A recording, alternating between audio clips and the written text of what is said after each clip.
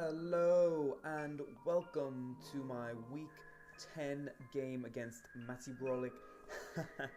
I bet I fooled you all. You probably thought that was a recording of Aberforth, but no, ladies and gentlemen, it's just me, Matty Brollic, and I am back for week 10 of the National Pokeball League. But I'm back with an issue. Alright, I got an issue, ladies and gentlemen. Not everything always runs perfectly smooth. I don't know what you want from me, but not everything is running up to par for this week, unfortunately, because I don't know how many of you are aware of this, but right now Showdown is not letting you access replays, and I don't know if these replays are lost for good or if they are just not working right now and they'll be able to get them back. But at the time of this recording, upload day is tomorrow, so I don't know what I'm supposed to do about this upload in terms of actually uploading the replay, because I can't access the replay. So I may just have to show you guys my team and explain to you what happened in the game, and that will be my upload for the week, because that's what I was told to do by the higher ups, Mama Jolt. So I guess there's nothing really else I could do here, which really kind of sucks, because it was an exciting game and it would be so much easier for you to just see the replay.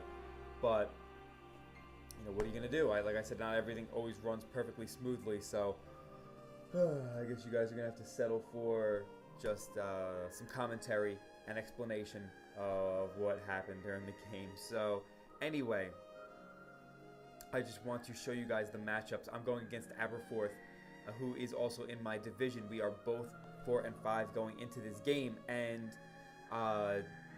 if you guys did not see last week, we beat Riz and his Phoenix Sunflora, and by beating Riz, that made it so this week we would need 2 or 3 things to happen. So those 3 things would be, number 1, we needed Riz to beat Merc, because if Merc won, then he would finish with 5 wins, and he'd have too high of a differential for us to really be able to pass him, unless we like 6-0 Abe or something like that. So Merc would have been pretty good for playoffs if he beat Riz. So we needed Riz to beat Merc, and Riz needed to win that game for the most part. He needed to not get like 5-0 for him to not make playoffs, but you know, he still needed to go all out and build a good team, because if he didn't, then he would have been in trouble. And he did, you know, go all out, and they had a really good game, and Riz won. So what that means is that there's a much better chance of us making the playoffs, because the one other thing that we need is for David to beat Trev. Because if David beats Trev, then if we beat Abe, we have a really solid chance of passing Trev in the standings, and Trev would not make the playoffs, and then we would if that does happen. So that is also quite possible, because David had, you know, made some pretty good transactions, and Dave's really good. So of course Trev is as well, but if Trev just slips up like he did against Merc a couple weeks ago where he got 6-0'd, then we could have a shot. So the game against Riz, the game, you know, with Riz and Merc did happen, and Riz won. That's what we needed. The game against David and Trev, before I played, did not happen. So people were really going crazy with the Johnny this week, because, you know, who was sick, who just couldn't get around to playing, whatever it was. I, myself included, I didn't get to play until a week later, because I had services all this past week for my my grandmother, who passed away last week. So it took me a little while to play, but I did get my game in before Trev and David. So it just kind of came down to us beating Abe, trying to beat him by a decent differential, because if we do, then if Trev loses to David, then we have a really good chance of making the playoffs. So, you know, it will be kind of exciting to win, and then just kind of see what happens, whether David beats Trev or not, and see, you know, what my fate in the playoffs will be. So anyway, we have to get past Abe this week, and Abe is a phenomenal battler. He's always been a very good battler, because he, you know, started off in the high levels of the Smogon tournament scene with being one of the better Uber players out there, and he's, you know, well regarded in the Smogon tournament scene. And then he converted over to draft. I know he probably still plays Ubers and everything now and then, but he overall, for the most part, I would say he's a draft player. I don't know, maybe he would say otherwise, but I've seen him join so many leagues lately, and he's really grown into his own in draft. So I would think that he's got good feelings towards draft, and almost feels like he's more of a draft player, but I don't know. You'd have to ask him yourself. But regardless, he's a good draft player. So we have to get past him, and it's an interesting matchup because overall, the matchup I definitely think is in his favor, but it's going to be a fun one because Abe loves to spam hyper offense. That's pretty much what he does every single week. He just goes with these really high pressuring, fast offensive play styles, which is pretty much what we do and kind of what we're forced to do with our draft. That's the main thing that I keep saying sucks about this draft is that we're almost locked in to HO every week, and because anything other than that is either like predictable, like the baton pass stuff, which if my opponent has good prep for that, then it won't be able to do too much, or it's just something that won't be that effective. It just straight up just doesn't have like the defensive capabilities to do much else. So that's why we're kind of locked into hyper offense, which I love hyper offense. It's my favorite play style, but my team isn't that great anyway. So it has gotten better with Zardex, Starmie, and Xurkitree over the other Pokemon that we had over that, but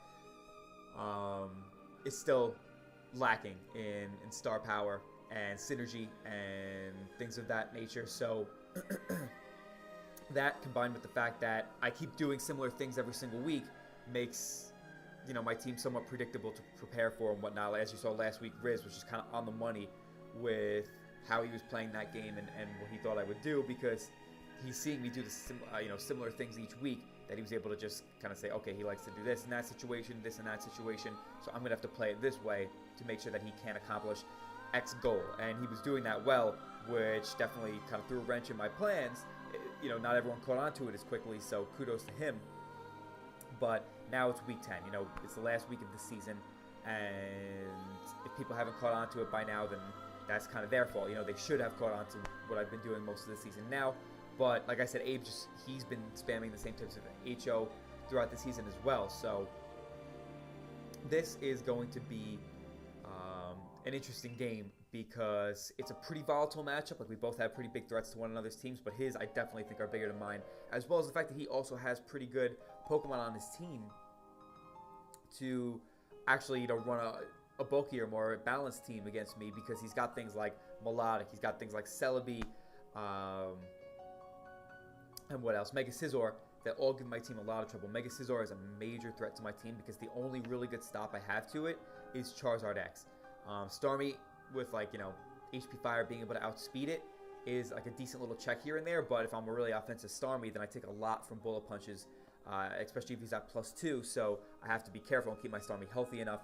Cofagrigus is not a very reliable check to Mega Scizor because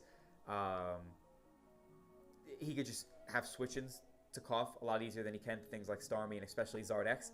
So if I switch in my Cough and I want to either burn him or I'm Cobra Berry with Nasty Plot and HP Fire, something like that, he could easily switch out into other things that take on Cough decently well. So that's why I don't really have very great checks to Mega Scizor.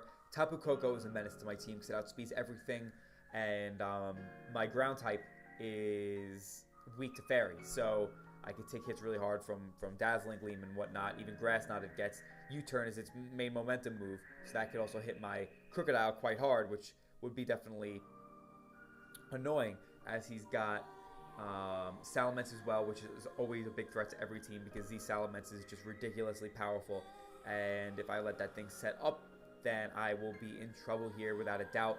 So Salamence, especially with something like Sticky Webs from Smeargle, could be absolutely nightmarish. So we have to be careful with the Salamence and how we play around that. Nidoking as well, another very scary Pokemon to my team. As you can see, I have 0 switch-ins to Nidoking. My best one would have been Cresselia earlier on in the season, but we got rid of Cresselia, and I don't really have great switches to Nidoking right now. We do have Bronzong, which could play mind games with either berries or heat proof.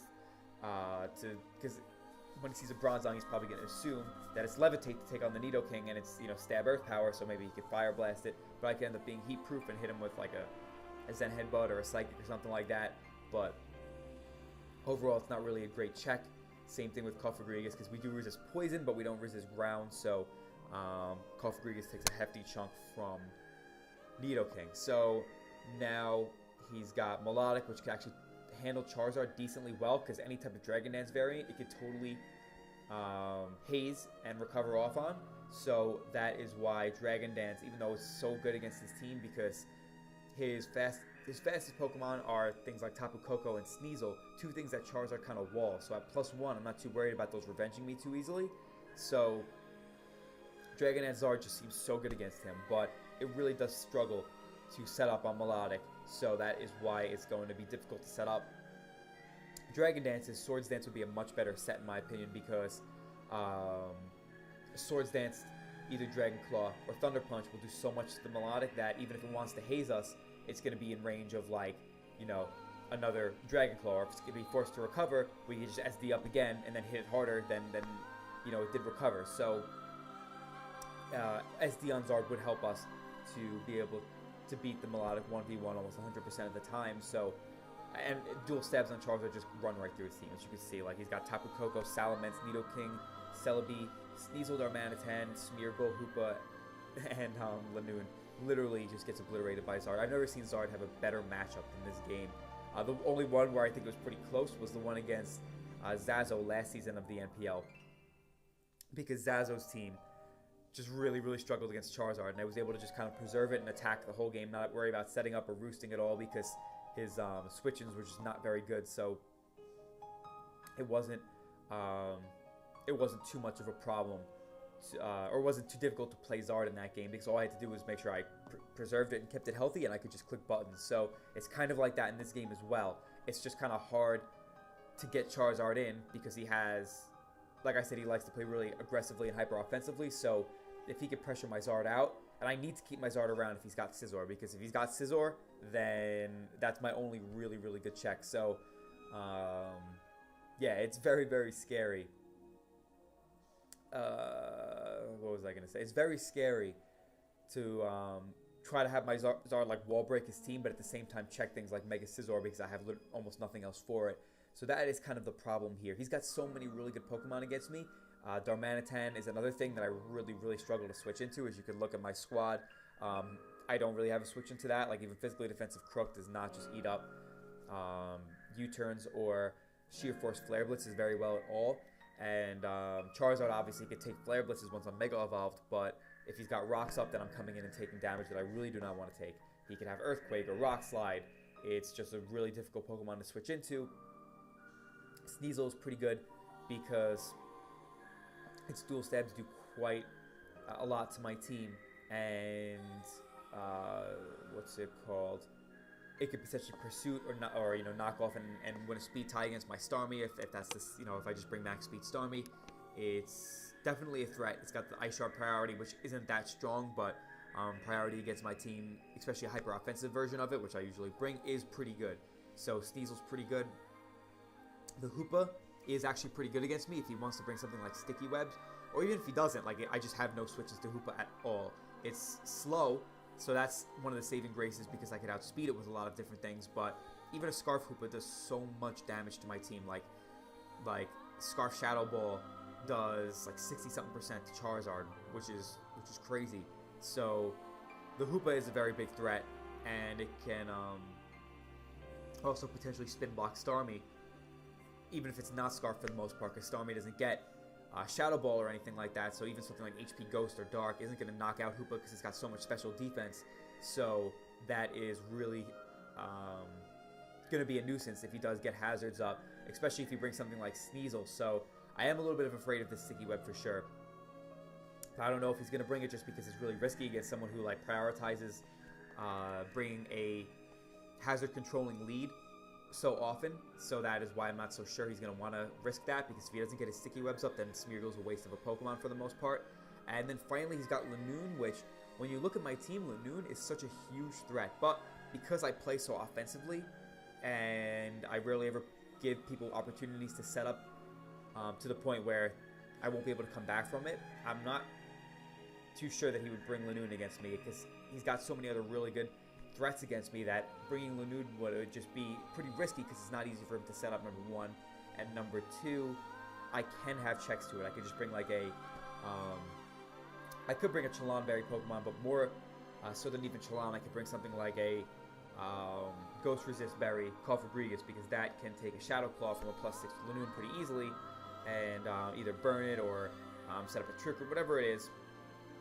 I could do that. Same thing with Bronzong, and hit the Lanoon really hard, because Lanoon is quite frail. So after a belly drum, something like a Bronzon's Gyro Ball should be able to knock it out if I have Stealth Rocks up. You know, especially if he runs a fast Lanoon to outspeed things like, or speed tie with Meloetta, or outspeed something like a Circuitry. Then even more so, it would be nice to, then even more so, something like a Gyro Ball or HP Fighting from a Call for Gregas would do a lot of damage to the Lanoon, probably knock it out after the belly drum and the Stealth Rock. So, with that being said, this is a pretty difficult matchup that I definitely think is in Abe's favor, but I do think, like I said, it's volatile. I have Zard, which literally just, I've never seen Zard have such a good matchup. It just comes in and pretty safely clicks buttons.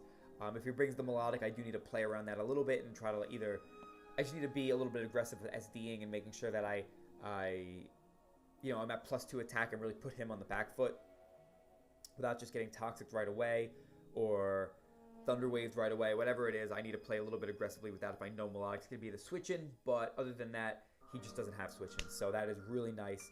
And a max speed Charizard would be cool just because, you know, he could bring Habanberry Salamence, but that is not nearly as threatening as a Z-move Salamence to my team, so I'm expecting Z-move, and if he brings Salamence, then, or if he brings in Salamence on Charizard, and I really just can't let the Salamence set up, then at least I have a 50-50 chance to outspeed it if he is max speed Salamence, which is cool. So I will get into the team builder now, as here we will start off with my LA Reshirams over here. We have Mega Charizard X, and usually I call it Use Turtonator, but because Reshiram is a Fire Dragon type, and we really need to cheer for the Reshirams this week, that's what I decided to name it.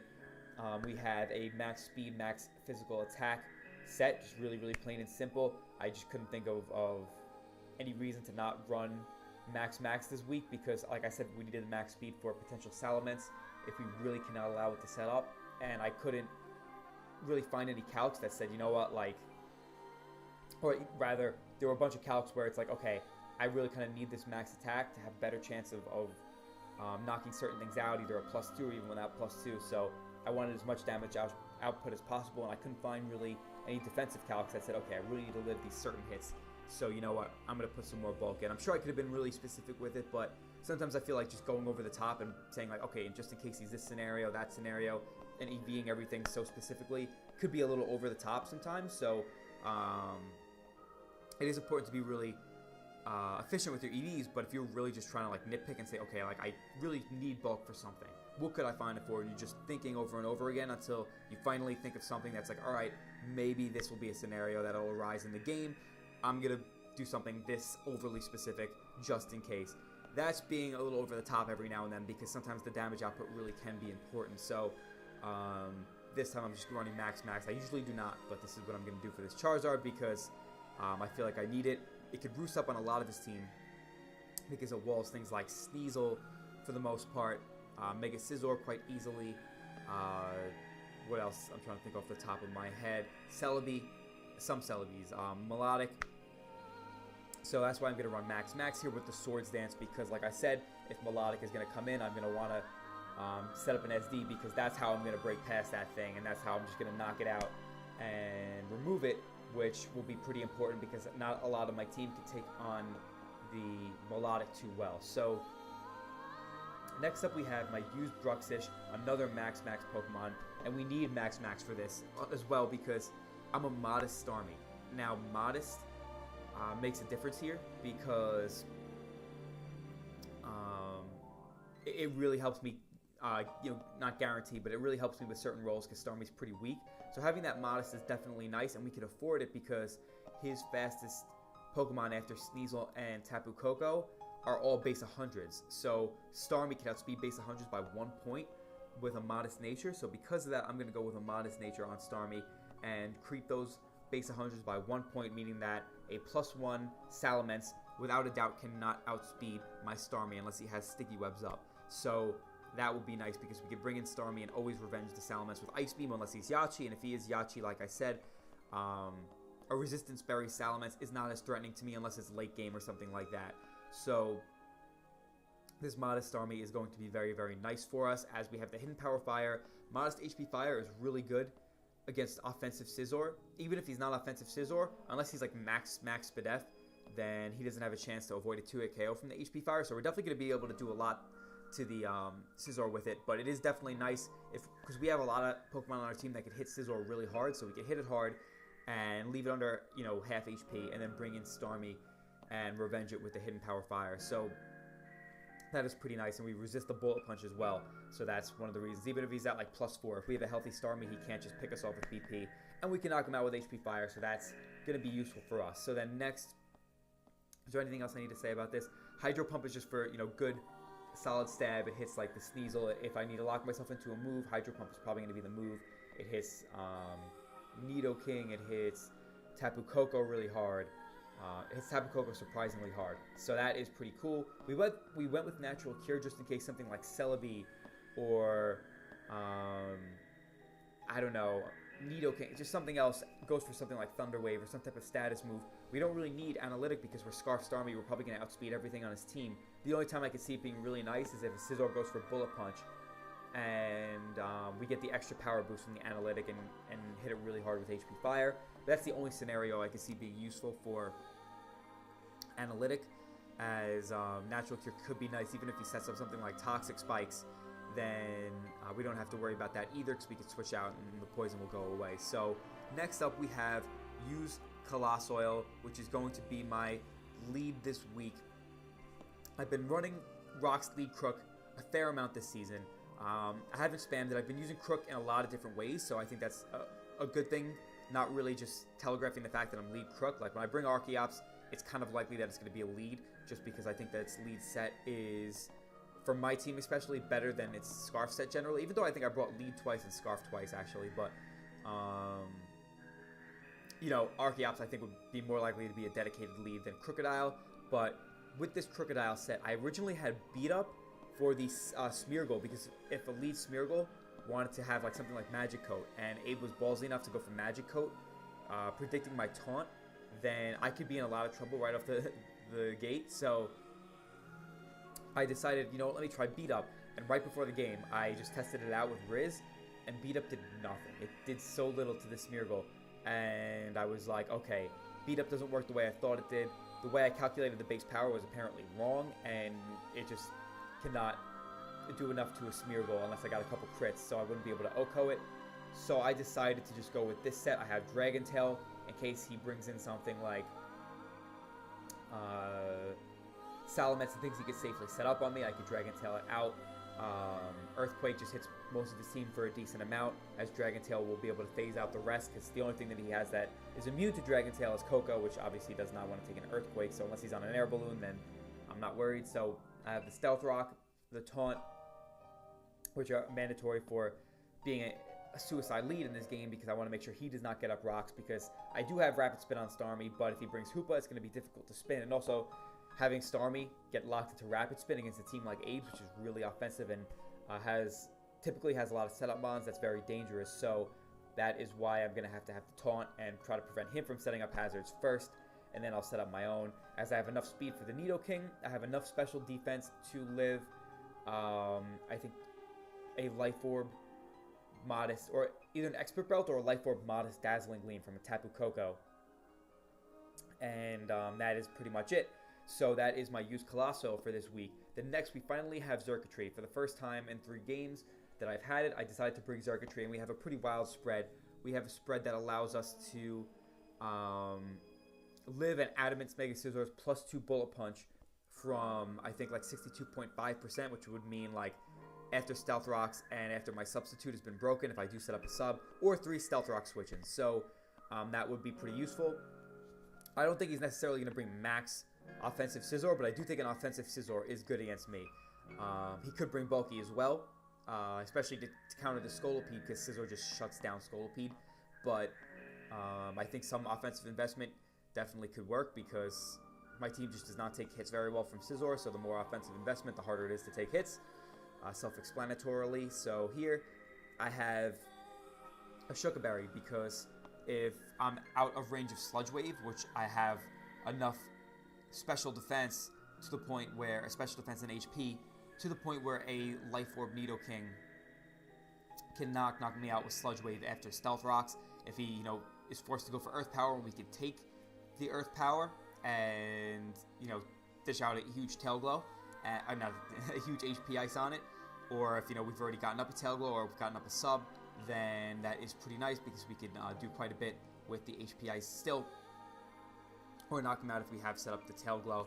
And once I have a beast boost with my used up striker here, then everything just gets easily 1-hit KO'd or 2-hit KO'd on Abe's team with either Thunderbolt or Hidden Power Ice. Don't really need any extra coverage for it because those two do just enough, as I barely have any special attack investment, but as you can see, we still have almost 400 special attack without any investment, so we have enough speed for to speed tie with a max speed Smeargle, and we have enough for something else. We have enough speed to speed tie with a Mega Scizor, max speed Jolly, and also Smeargle. But the reason I didn't go any more is just because I really wanted to ensure the fact that we could live those hits that I mentioned before, and I needed one more EV to be able to do that. I think that's what it was. I can't remember what it was, but this is the speed that I decided to go with for whatever reason. Yeah, can't remember exactly what that was. Sorry about that, but yeah, I should have gotten one more point of speed and taken one more special attack, because we have, with one more we'd be able to guaranteed outspeed things like Smeargle and Scizor. But basically, with this amount of speed, I can outspeed everything on his team, including like a Scarf Sneasel, at +2, as I do have a baton passing Scolipede, so that's what the speed is for. But I should have taken one more point out of special attack and put that into speed to make sure that I outspeed a max Jolly Scizor and a max Smeargle as well. I didn't think of that, so I'm seeing that in hindsight now, which was a bit of a mistake, but I don't think he's going to run max speed on either of those, because even though Smeargle obviously runs max speed in OU and whatnot, I don't have any base 75 speed Pokemon where Smeargle's going to need to speed tie with anything, so he probably wouldn't run max speed. He just run enough to creep whatever he feels he needs to creep. So yeah, we have the substitute, which is nice if we could force a switch for something like Melodic. And other than that, we just didn't really need another move there. We didn't really need another coverage move, but the Hidden Power Ice, Thunderbolt, and Tail Glow are all really good moves, because if I could baton pass the substitute to Xurkitree, then this is a really, really big threat to him. So then but then next we have Use Banette.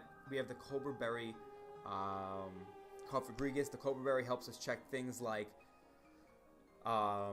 Z Crunch Salamence, which I saw in a mock, and also Mega Scizor, Sneasel. It helps me check all of those better, as we have the Trick Room, Nasty Plot, and Hidden Power Fire, modest max special attack, and that allows us to deal quite a bit of damage to his team, especially if we weakened him a good amount. Cofagrigus gets set up on a pretty fair amount and just hit him really, really hard, as a +2 HP Fire almost guaranteed knocks out like a max Spadef Mega Scizor, which is cool. Unfortunately, HP Fire doesn't do a ton to Sneasel, especially if it has a Violite, but it does a fair amount. It does enough to the point where if it's not a Violite, it's an easy 2-hit KO, and if it is a Violite, after Stealth Rocks, it's still a 2-hit KO, and we have the knockoff. We have the Cobra Berry for the knockoff, rather, so this is pretty good in that regard. It also could mess up his game plan if he has like a Salamence of +1. We can set up a Trick Room, as the only way he can knock this out is with a +1, either Z Outrage or Z Fly, and even if he does do that, or if we could burn the Z move on something else and then force him to attack Cofagrigus, we could remove his Moxie, which could be pretty nice. So the Cobra Berry, like I said, is really nice for the Z Crunch, because there's a solid chance he brings that, because both Cofagrigus and Bronzong are smacked by Z Crunch. So that would be pretty nice if that's what he decides to bring, and that's what we can get him to use the Z move on. So that would be pretty sweet, and overall this has a pretty solid ability to set up on most of his team. And also, I was just about to say Spin Block, but I don't think Abe has a spinner, so never mind about that. Finally, we have Use Dustox. For the last time of the season, we're bringing this pretty much exact same set. Just enough speed for his base 100s. Substitute, Protect, Spikes, Baton Pass. The reason we have this set is because offensive cannot do anything to his team unless his Scizor is either not there or really, really weakened. So if that is the case, if that's not the case, then the Scolipede is completely hard-walled by his Scizor. Even Melodic gives it quite a bit of trouble. So I'm bringing a really, a really bulky set that can set up subs or just baton pass speed, and also set up spikes, which would be really useful, because if he brings in Melodic as his check to Scolipede, or Scizor as his check to Scolipede, then I could do one of two things. You know, if he brings in Scizor, then that's his defogger, then he could defog the spikes away while I set up a substitute and could baton pass at least speed. So that would be really useful.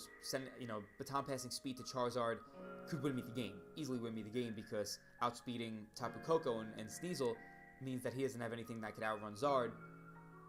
So, outspeeding those, as well as definitely outspeeding something like a Salamence, not having to worry about it being scarfed or losing a speed tie, would be pretty huge for me. So baton passing speed with this thing could be really, really nice, especially to the Xurkitree as well, because that Xurkitree set just kind of destroys his team, and I'm so bulky that if I could set up a substitute and baton pass that to Xurkitree, then it could easily be game over, as I could set up a Tail Glow, and then nothing on his team could really reliably revenge Xurkitree. So that is why this set is pretty useful against him, because if he brings in Melodic against me, and he can easily haze me and potentially phase me out, because I think Melodic may get Roar. I know it gets Dragon Tail, but even if he has something like Nidoking with Roar, then at the very least I could set up Spikes, which things like Melodic or Nidoking can't remove. His only removal, or good removal, is Mega Scizor. So if he doesn't send in Mega Scizor, then I can get up Spikes, which are going to pressure his team.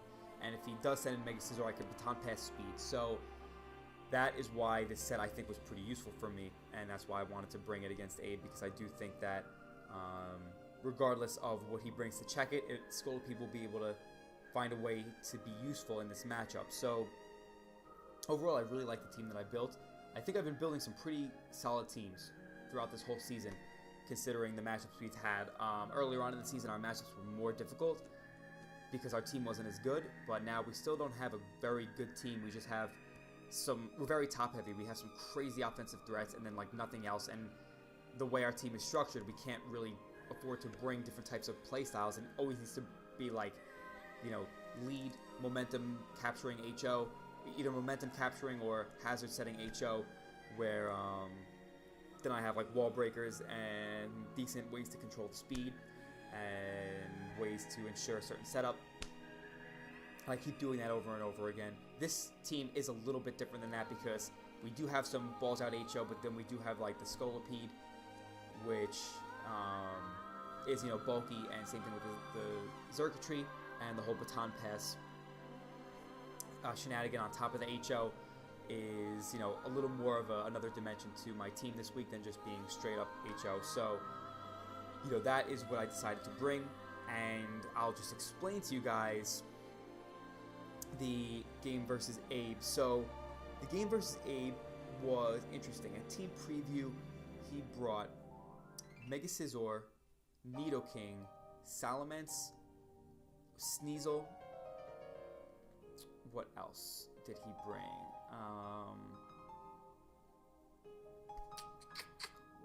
Hoopa and Lanoon. So he didn't bring Tapu Koko, which is really surprising, and he didn't bring Melodic, which is also really surprising. Uh-oh.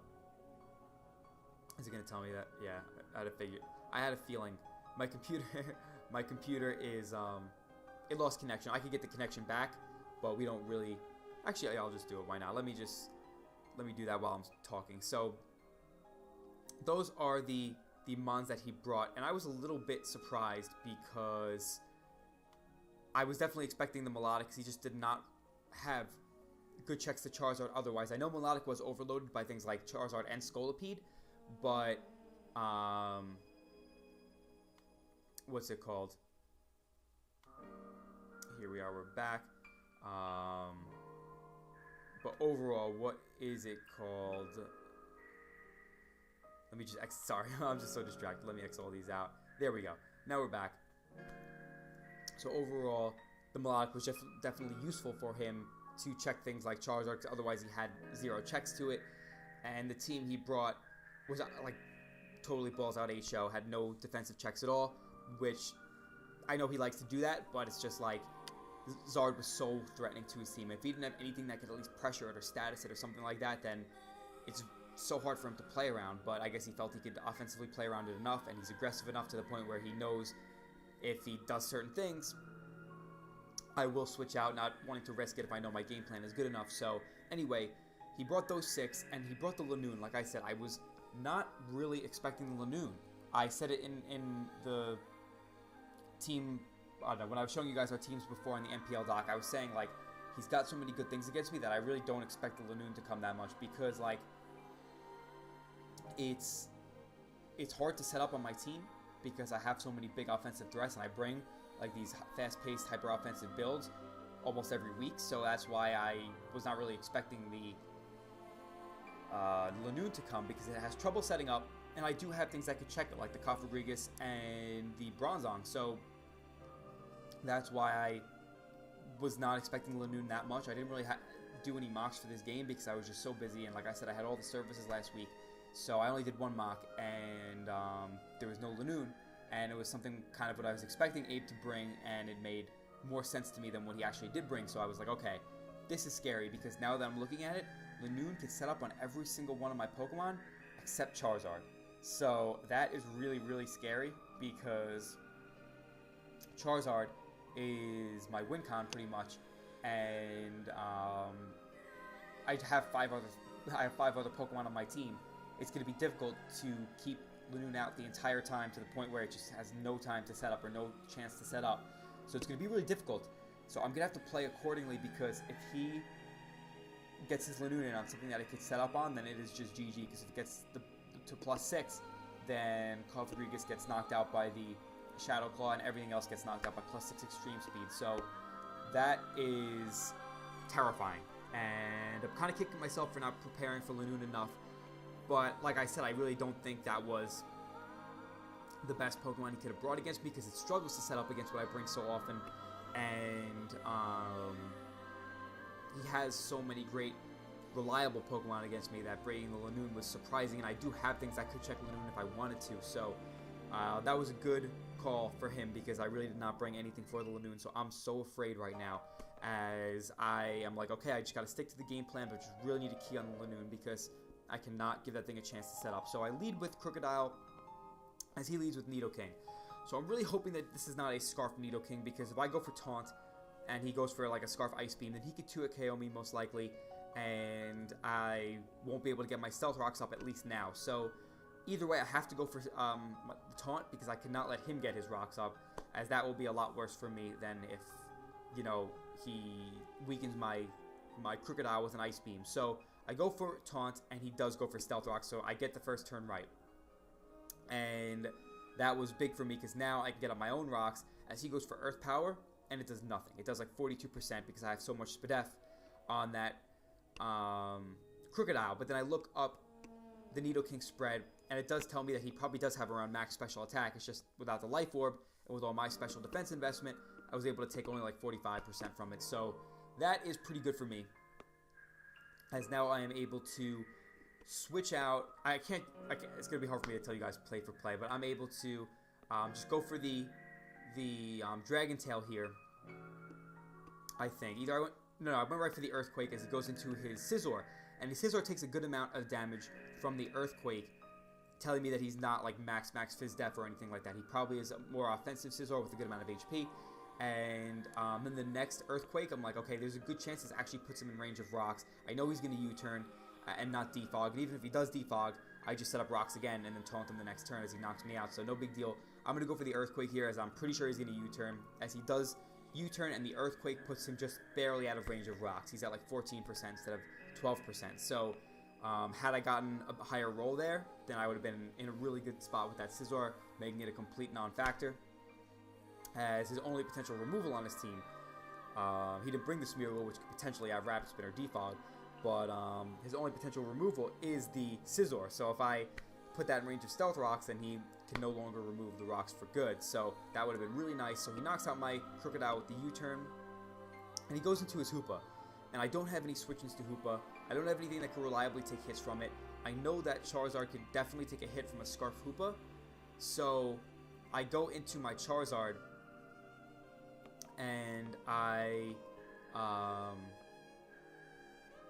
know that if he's not Scarfed, then I will be able to outspeed and just one-hit KO him. So it turns out he's not Scarfed, and I just knock him out with Flare Blitz. Then he goes into Nidoking, which was kind of a weird play. I'm not sure if it was a misplay on his part, or if he had some bulk and thought he could live this, because max attack Charizard easily knocks out a max special attack Nidoking, knowing that he's got a lot of speed. He's going to have at least enough speed for Circuitry. So, or at least we think Circuitry is going to creep, so still a lot of speed, and after he's already taken Stealth Rock damage, it's even easier for me to knock him out with the Flare Blitz, and I know he's got almost, if not fully, max special attack, so I just go for the Flare Blitz and I just knock him out. So, all of a sudden, it's 6-4, and I'm like, okay, like, that Lanoon is still ridiculously terrifying, but, like, I'm in a pretty good spot here. So then he sends in his Salamence, and I'm like, oh, I want to stay in so badly because I have a strong feeling that he is not going to be Scarfed, and I'm going to be able to either outspeed him, or it's going to be a speed tie, and I may outspeed him anyway. So I really want to stay in here and click Dragon Claw, but I'm like, you know what? It's not worth it. I'm going to go into my Rodriguez here, because I know he's going to go for Dragon Claw. He doesn't have any reason to burn his Z move right now. So if I go into Rodriguez, then I know he can't get Moxie boosts, which is nice. So I go into my Cough, and he does just go right for the Dragon Claw, and we get the Moxie removed. But we still don't know if he's Scarfed or not, as I needed to keep my Charizard. I needed to because of the fact that it helped me with Sneasel, which he still had in the back, and it was the one thing Lanoon could not set up on. So I wanted my Charizard in whenever it could be in. And the only time it really couldn't be in right now is on the Salamence in case it was Scarfed or won a speed tie. So I could not risk the Charizard, and he knew that, so he made a really aggressive play there, and it did work out for him. And then I went to Bronzong, removed the Moxie with Dragon Claw, and then after that I went into Circuitry, because even if he Dragon Dance and went up to +1, then I thought he was going to switch out into something like Lanoon, so that's why I wanted to go into Circuitry, because that is another thing that Lanoon may not be able to set up on. If he's not max HP Lanoon with a good amount of Spadef, then there's a good chance that Thunderbolt would be able to knock him out after the Stealth Rocks, especially if he went for Belly Drum first, then he'd only be at 75%, so I could knock him out. So that is why I went right to Circuitry, because I needed to keep the pressure up, and I knew that if he set up to +1 with Mence, I have Shukaberry on Circuitry, so his only move that would be able to knock me out would be maybe Z Crunch, or like a Z Dragon move, because Z Supersonic Sky Strike would not knock out Circuitry because it resists it, and I have a good amount of bulk, and Earthquake wouldn't be able to knock me out either, because I have the Shukaberry. So that's why I go right into Circuitry, and he actually sets up a substitute with Salamence, which I wasn't expecting, but basically what he was trying to do was get me to knock out the Salamence with Rodriguez so he can go into Lanoon and win, but I was not going to let that Lanoon have a chance to set up, so I went right into Circuitry. As he subbed up, I go for Thunderbolt to break the sub. He sets up a DD, and then he goes for the Supersonic Sky Strike, which would have a chance to knock out a not, or like an uninvested Circuitry, but I do have a good amount of HP, and we live that with like 20-something% left. We knock him out with the HP Ice, and the Salamence goes down, as that is pretty good, because now we're up 6-3, but then he goes into his Sneasel, and we know something's dying here, because he can just click Pursuit if he has it, and even if he doesn't, I don't have a reliable switch into Sneasel, and I think in my head of a good game plan to seal this up. He goes right for the knockoff, and he takes out my Circuitry. So I'm like, okay, if I go in to use Dustox, my Scolipede, I have enough bulk to the point where a banded Sneasel cannot put me out of range of being able to get up a sub. So I can go right for Substitute as I bring in the Scolipede, and even if, unless he crits me, then the knockoff will not put me under 25%. I can sub up, and then I can Baton Pass. I can protect once, and then I can Baton Pass into my Charizard, and even if he is banded Sneasel, he cannot do more than half to my Charizard, because Charizard has a lot of physical defense and is not, technically holding an item, because I'm holding a Mega Stone.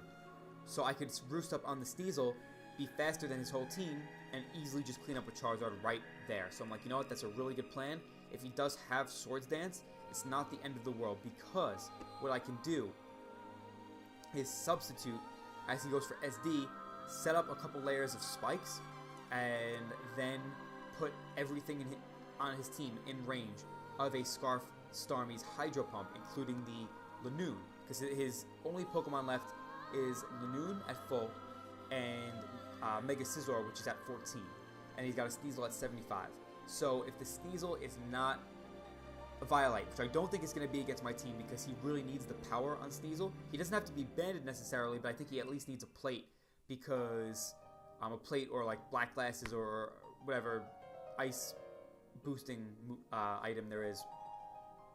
Maybe even a resist berry, but I would think more of the other two because he needs a good amount of power to really hit my team hard with his Sneasel. I would think mostly like Dread Plate, but I don't know exactly what his item was. So I go into Scolipede, and I go for the substitute, hoping that he'll go right for the knockoff.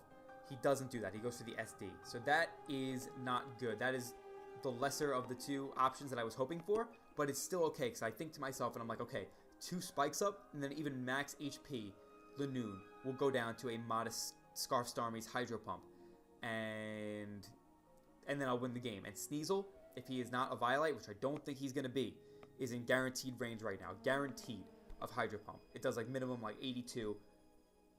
And I know that he's probably max because I have a Starmie that could speed tie him. So even if he wasn't max, there's still a very little chance that he's living that hit because he'd still want enough speed for things like Archeops at least. So I go for the sub and he goes for SD. And I'm like, okay, not too big of a deal. I'll go for Protectors for a little bit of HP back.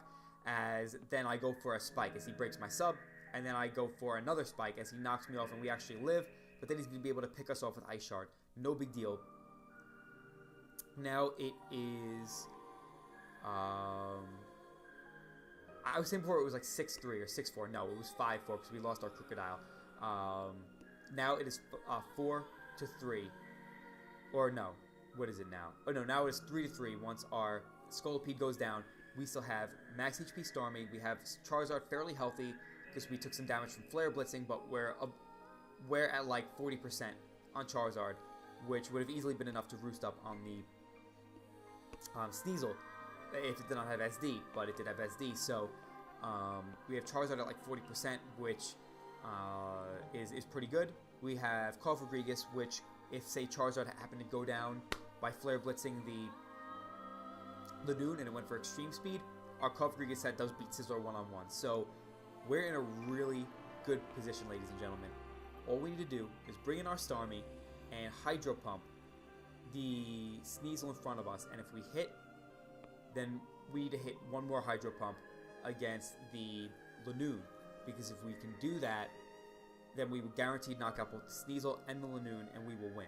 So, despite us having nothing for Lanoon, and having to play so carefully around it, while Abe was just playing normally, and he was thinking in his head that his Lanoon probably couldn't set up on anything, and we, had to play around the Lanoon so gingerly in such an offensive matchup, the fact that we're in this position to win is something I'm really proud of, just to say that right there, because the matchup I definitely think was in Abe's favor overall, and the fact that he brought Lanoon and I had nothing for it just made this so hard to win for me. And we would have been in such a good spot if he was a banded Sneasel or something like that, or just didn't have SD, or just didn't go for it there. But he made the right play, and he went for SD, which did not allow my Scolipede to BP into Zard, as the problem would have been if I did BP into Zard, even if I could live a +2 Ice Shard, then both his Lanoon and his Scizor are going to have priority that could pick me off from there. So that was annoying because that game would have been guaranteed in the bag if I had that there. But I still have a pretty good chance because I just need to hit 2 Hydro Pumps in a row. For me, obviously that's difficult, but it's not something that's so crazy. It's 2 80% accurate moves that I need to hit in a row to be able to seal up the game. So we go for the Hydro Pump on the Sneasel, and we miss. We miss, ladies and gentlemen. We missed the Hydro Pump on Sneasel, and it knocks us out with knockoff. And we send in Call for Gregas. There's a chance we could live the knockoff and just go right for the HP Fire, because if we knock out the Call for Gregas, then we still actually have a chance to win this game if my Dragon Claw is strong enough to knock out the Lanoon, and I could live both an extreme speed from Lanoon and a BP from Scizor. But, or if it's a 50-50, whether he goes for extreme speed or not, and I roost up on that or not. So, we go into Call for Gregas, and he does knock us out with the knockoff through the Cobra Berry, which tells us that he probably was like Dread Plate or something like that, as Sneasel, without any boosting item, is pretty weak. Its attack goes up to like 289, which isn't that high, and Coffee Grease is really, really bulky on the physical side. So the fact that he knocked us out means that he probably had, what's it called, item? But regardless, he probably had it anyway, because I think HP Fire would have needed to crit to knock out the Sneasel. So, unfortunate, because then I go into Charizard and he just knocks out my Charizard, and we lose the game. And I'm just gonna say right now, if you want to go watch, or you may not be able to watch it or not. I think the replay was downloaded, so I think you should be able to watch their game. But Trev and David played. You may want to go check it out on their channels first, but I'm going to spoil the outcome. They played after Abe and I did, and David won with a 3-0 victory, meaning that had we hit the Hydro Pump on Abe, then we would have had a 3-0 victory and moved on, or at least a 2-0, because if we missed on Scizor, then Charizard still cleaned up the game guaranteed, or Crawford cleaned up the game guaranteed. So either way, 2-0, 3-0, we move on to the playoffs, and we come back from one of the most wild roller coaster rides of the seasons that I've ever seen in the Draft League format. So, ladies and gentlemen, I can't believe I remembered play for play every single turn of that game. It was an exciting game. It was a good game. But I can't believe I remembered every single play and exactly what happened. So I'm kind of proud of myself for that, I guess. But what are you going to do? That's been kind of the story of my season. Play and prep nearly perfectly. I did make a mistake by not prepping enough for the Lanoon, but I played that flawlessly. That was such good play on my part, and I'm really proud of it, considering the fact that I had to be so careful around the Lanoon, and he had so many other big threats. I do think he misplayed a little bit by going, I don't know about going straight into Hoopa after he U-turned with his Scizor on my Crocodile, but I do think that going into Nidoking on my Charizard was a misplay, because if he was trying to bluff a Scarf, I already saw that he wasn't Scarfed, so if that's what he did, then that was a big misplay. But he didn't say he did that. Maybe he just expected to live. Maybe he expected my Charizard to be bulky for a certain reason, to take on the Scizor or something. But no, I didn't need to be bulky to really take on the Scizor too well. So I don't know what that play was. But other than that, we just played on the money, on the ball the entire time. And unfortunately, the game did not reward us for that, as it usually does not. The one time it did was the one against Gypsy, where we played that so well, and we did end up getting the hacks at the end that gave us the win. But what are you going to do, guys? We finished 4 and 6. I think like a -10 differential or something like that. That's kind of crazy when you really think about it. But, you know, when you look back at the season, I'm very confident that I would have beaten Moxie and Fernape without all the hacks. I'm very confident I would have beaten Cheese Boy if I just hit 1 of 3 dynamic punches. What's it called? I was so close to beating David. I was right there when it came to beating David. But he did legitimately beat me. But I had like ridiculously uphill matches against both Mono and David. Mono just pretty much beat me. I had to hack his Scyther to even have a chance to still be in that game. And afterwards, I didn't have too much of a chance against Mono. But I still kept it pretty close. We lost 2-0. But David, I was right there. And if I didn't make a slight little mistake, I still may have had a chance at the end of the game. And that matchup was so ridiculously uphill that I'm proud of the way we did there. What am I forgetting? Merc, we did really well against Merc. We did really well against Gypsy. We were literally putting HP Ice and Whimsicott away from winning that game 4-0 or 3 or 4-0 completely clean, no hacks, anything like that. That's crazy considering that matchup. I lost 10 out of 10 mocks in that matchup, and I was 1 move away, which I was heavily debating. I swear on anything. I was debating that so much because I was like, towards the end, I was like, I have this Crabominable on my team now that is really designed to force the Celesteela in and weaken it, so I really may not need Knockoff as much. But Knockoff was just coming in clutch in so many of the mocks that I was like, you know, I'll just keep it on there, go with my gut. But had I gone with the HP Ice, I won that game completely legitimately, fair and square, no ifs, ands, or buts. There was nothing he could have done had I had the HP Ice. And so, you know, overall, I would have been very happy with that kind of win against someone as amazing as Gypsy with such a ridiculous team matchup against me. Then after that, we played Trev. That's the one game I'm just super disappointed in because I didn't feel that I was totally ready, and I just went into that game and made a really, really big mistake. and it costed us a game that I think we could have won. The hacks at the end, the one where we actually got the crit but ended up hurting us, that sucks because maybe we would have had a shot to win, but that loss was on me. I totally made the mistake there, and that's the one that I really am disappointed with. The one against Riz, I built, I think, a really good team, but I just was not in the right state of mind, and we still won. You know, like, we still won despite him probably having a little bit of a better team matchup because his team is way better than mine. No ifs, ands, or buts, but we did have a lot of big threats against him, definitely. Not going to deny that. But we were able to win just playing on autopilot, no mocks, nothing. We were able to beat the #1 team in our conference. And then finally, this last game against Abe, we had the game totally in the bag had we hit our hydro pumps.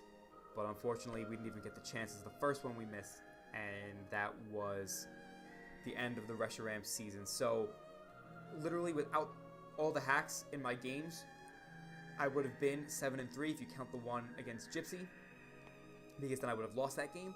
But if you didn't count that one, then I would have been most likely 8-2, which is actually the one against Trev. That's not really hacks; it's just me messing up. Say I didn't choke, or if the hacks didn't happen and I actually won that game, then that's crazy. I would have gone 8-2 this season as opposed to 4-6, and literally, this is how crazy the NPL was this season. I know that's kind of exciting, but it sucks on my end because if I won this game, I make playoffs. The fact that I lost this game, I have a good chance of having to play to not get relegated to the minors. That's ridiculous. If I won this game, I'm moving to the playoffs. If I lose, there's a good chance I'm relegated to minors. That's ridiculous, because now if Shoddy or Razor win their game, well, both of them win their game, then I will have the lowest differential, and I'll be the one playing for my major spot. And obviously, I'm confident that I could win it, but because I don't have to use this team, fortunately. I think I could use another team. I think you could use a team from even a past season, so I could use like McGearna. But regardless, it just sucks because there's a decent chance that I could end up losing that game because luck may not be on my side. I could just not have a good day. Whatever it is, the minors have great players, so it's not like it'd be just an easy task to beat someone and keep my spot. So this sucks because I really want just one more season in the NPL where I could just draft a really solid team, because I really think my drafting skills have totally gotten so much better recently. And with that being said, I really want to just test that out in the NPL against the best of the best and just show that when I'm, in business, then I'm in business. Everyone needs to watch out because this isn't going to happen. Like we were close to a 7-3 or 8-2 season with a meme team. So with us having a really serious team and having our heart into it and everything, it's going to be scary. I can promise you that if we get the opportunity, because if we do get relegated, I'm not playing in the minors. I'm going to quit and I'm going to leave the NPL. But I do want to play one more season, and I hope that either Shoddy or Razor lose, especially Shoddy, because I'm going to call him out here. If he sees this, I don't really care. He's just like, losing and getting relegated looks bad on my resume. What resume, dude? This is a Pokemon community. He's leaving the NPL. I mean, I don't know if I was supposed to spoil that or not. I don't know if he was going to make a big announcement about it. But he's leaving the NPL regardless of what happens. So he does not need to win this at all. And he's just saying, like, losing and being relegated to the minors looks really bad on my resume when he's leaving regardless. So it doesn't matter if he wins or loses.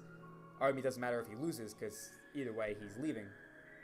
So that sucks because he's going to try hard, and if he wins, he's going against Cheese, who may try hard against him too, but Cheese is easily guaranteed into the playoffs. So if he loses against Cheese, then automatically I'm safe. I won't be in the relegation race, but if he wins against Cheese, then I'm in trouble because Razor is going against Aster, who moved up from the minors midway through the season. So people that move up midway through the season, like David and Aster, who have lower records than me, cannot get relegated because those guys have they've just been kind of thrown to the wolves and didn't draft their own teams and had to try to make their way from there. And Aster particularly does not really seem to care as much as David. David seems like he was just, going against really good players and trying to do his best against them to see how good he was. Whereas Aster may have been doing the same, but towards the end of the season, once he had no playoff chances, you could see his desire to win dwindle. So I told him, I was like, please don't just throw this game. Please give a little bit of an effort because this actually matters a lot for someone like me, who's been constantly screwed out of a lot of games this season. And yeah, so hopefully we don't end up getting relegated to the minors.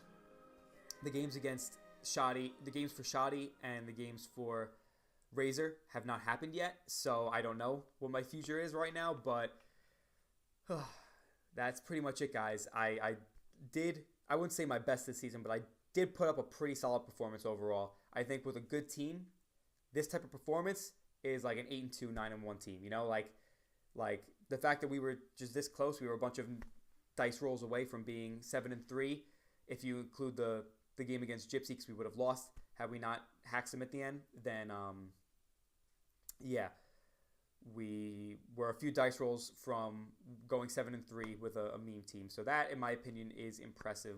But that is not good enough. We need to go 7-3 or better. We need to be in the playoffs because that is what we are capable of, and that is what I know I can do, and the damage that I know I could do if I'm in those playoffs. Even with this team, I do think that I would have been a pretty big threat in the playoffs because it's just me. You know, it's you don't know what I'm capable of. Unfortunately, this team isn't that easy to be really creative with, but I am one who can get pretty creative and mix things up and just always play really well, so I'm never an easy win. So that is why it would have been nice for me to get into the playoffs. And my matchup against Gypsy is a lot better now than it was when I first played him ever since I made those transactions. So if I did meet him in the finals, then it could actually be a little bit more of a contest now instead of me just trying to keep it close. So yeah, unfortunate season, but what are you going to do? I hope you guys enjoyed me just sitting here talking about the game because I don't have the replay, but there was nothing else I could have done. Like I don't have the replay.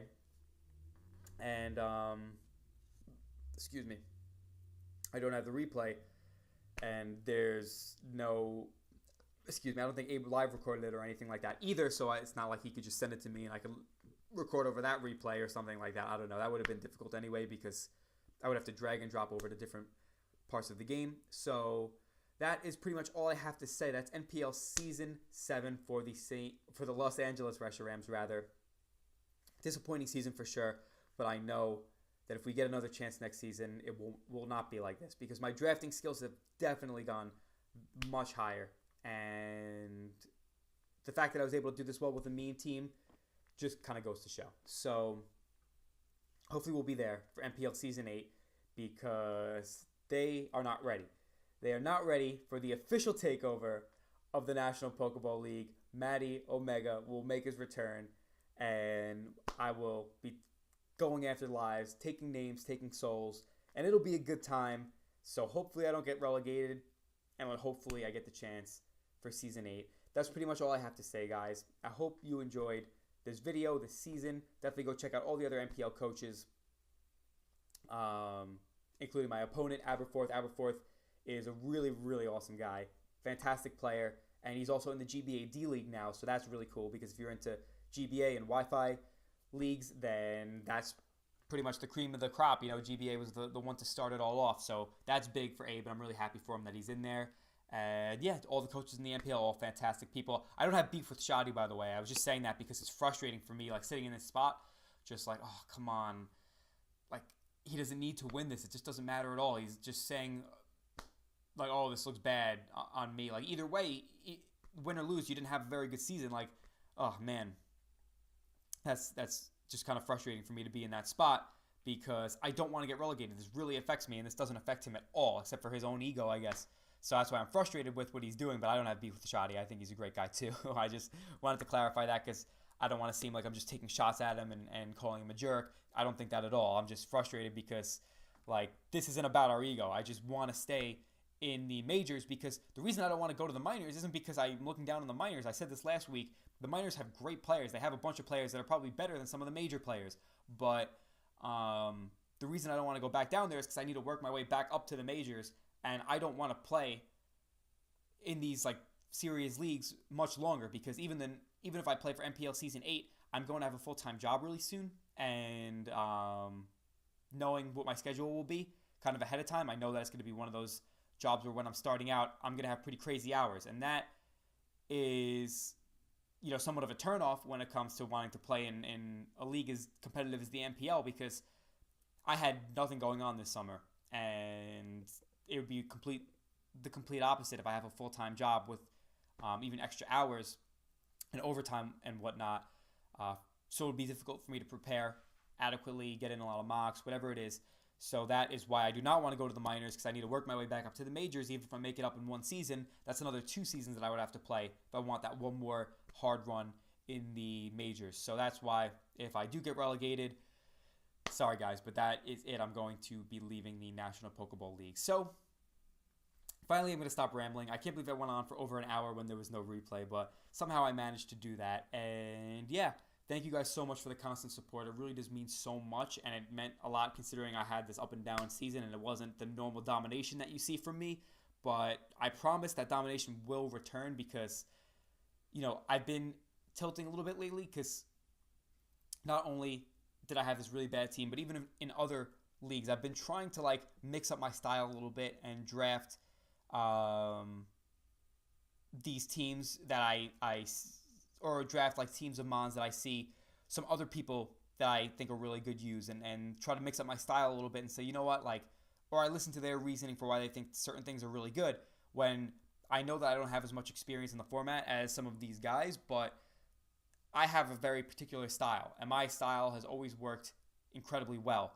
So I want to be able to move more back towards my style while still maintaining some of the good things I've seen through trying to adopt other styles a little bit. So that is why I would like to gravitate more back towards the styles that I'm used to playing, which is a bulky offense, just constantly having great speed control and whatnot, but also using what I've learned from kind of drafting different types of teams more recently to help me know what mons work really well, and just having more experience with a wider variety group of Pokemon. So I think with that extra knowledge, and then me going back to a style that I know I use super well, especially having options, the fact that, because I love HO, it's so much fun to play, and I think really good at it, but just being locked into it is not good, because HO is not one of the best play styles. I would say it's mid-pack,